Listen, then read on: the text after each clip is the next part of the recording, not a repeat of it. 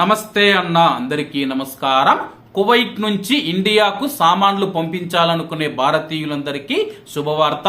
Yusuf cargo వారు హాలా ఫిబ్రవరి సందర్భంగా special ఆఫర్లు తీసుకొని వచ్చారు.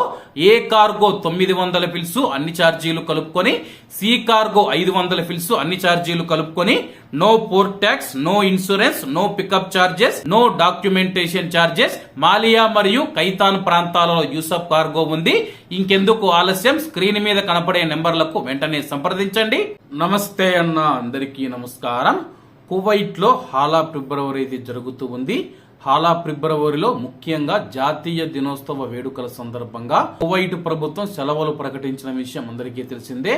దీంతో కువైట్ లో మొత్తం 5 రోజులు వరుసగా సెలవులు రానున్నాయి.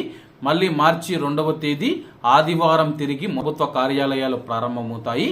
మొత్తం ఈ యొక్క 5 రోజుల సెలవుల్లో కువైట్ లో ఎలాంటి అవాంఛనీయమైన సంఘటనలు జరగకుండా కువైట్ మినిస్ట్రీ ఆఫ్ ఇంటీరియర్ చర్యలు తీసుకుంటూ ఉంది.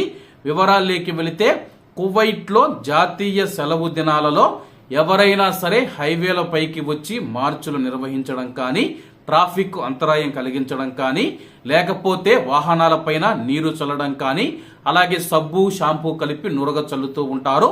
అటువంటి వాటిని మినిస్ట్రీ ఆఫ్ ఇంటీరియర్ నిరోధిస్తూ ఉంది. అటువంటి వారిపైన చట్టపరమైన చర్యలు తీసుకుంటామని చెప్పి మంత్రిత్వ శాఖ పేర్కొంది.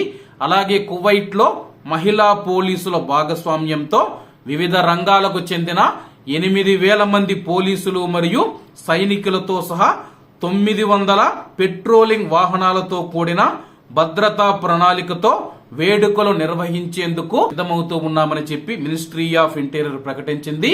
కువైట్ లోని సమస్యాత్మక ప్రాంతాలను గుర్తించామని చెప్పేసి, కువైట్ లోని సమస్యాత్మక ప్రాంతాలు ఏవంటే all ఖైరాన్, వఫ్రా, కబ్త్, Subiya, Jaber bridge, Abdali forms మరియు అరేబియన్ గల్ఫ్ స్ట్రీట్ వంటి అనేక ప్రాంతాలు మరియు ప్రధాన రహదారులు, హైవేలు ఏవైతే ఉన్నాయో వాటిపైన మేము ఎక్కువగా ఫోకస్ పెడుతూ ఉన్నామని చెప్పేసి, ఎక్కడ ఎటువంటి అవాంఛనీయమైన సంఘటన జరగకుండా, ప్రజలకు ఎటువంటి ఇబ్బంది కలగకుండా, అలాగే మనం చూసుకుంటే శాంతిపూర్వకమైన వాతావరణంలో కువైట్ లో ఉన్న ప్రజలు ఆనందంగా ఘనంగా ఈ యొక్క జాతీయ వేడుకలు జరుపుకోవాలని చెప్పేసి, అలాగే ఈ యొక్క జాతీయ వేడుకల్లో ఎవరైనా సరే విధ్వంసం సృష్టించాలన్నా, గొడవలు సృష్టించాలని ప్రయత్నం చేసినా సరే అటువంటి వారిపైన కఠినమైన చర్యలు తీసుకుంటామని చెప్పేసి, ఇందులో భాగంగానే 8,000 మంది పోలీసులతో మేము భద్రతను నిర్వహిస్తూ ఉన్నాము.